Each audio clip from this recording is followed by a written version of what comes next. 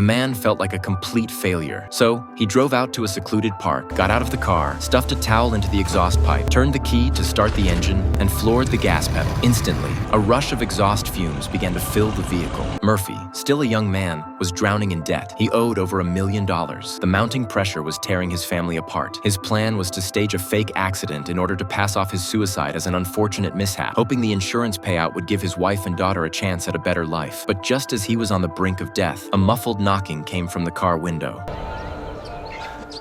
What are you doing, man? Groggy and disoriented, Murphy stepped out of the vehicle and was shocked to discover the person waking him up was a high school classmate. Even more unbelievably, the leg he'd injured 20 years ago, leaving him with a permanent limp, was somehow completely healed. The classmate told him to come back to school and train with the team. Murphy, confused, turned around, and to his astonishment, the beat-up old pickup truck now looked brand new. Glancing into the mirror, he saw the face of his 18-year-old self. That's when it hit him. He had somehow traveled back in time to his high school years. Murphy returned to school with his classmate. Along the way, other students enthusiastically greeted him. At this point in time, Murphy was the school's brightest football star. If nothing went wrong, he was on track for a six-figure salary and a future full of promise. But no one could have predicted what would happen during the state championship game. With only 3.5 seconds left on the clock, Murphy pulled off an incredible play to score a touchdown, leading his underdog team to its first ever title in town history. However, that moment of glory came at a tremendous cost. Murphy was violently tackled and suffered a severe leg fracture, ending his football career forever. His dream of using athletics to get into college and change his fate was crushed. For the next 20 years, Murphy lived with deep regret. With his sports career cut short, he became a struggling farmer. His farm was on the brink of bankruptcy, and he lived in a small, rundown house. Life was hard, but his one source of comfort was his devoted wife and their two lively, adorable daughters. His loving wife saw him sitting in his beat-up truck, weighed down by stress. By the time Murphy came back inside, she had breakfast waiting. She gently asked if something was bothering him. Murphy brushed it off, saying he was just listening to the radio in the truck. Like many men, he kept his pain bottled up. His wife quietly reminded him not to forget the bank situation. To give his family a better life,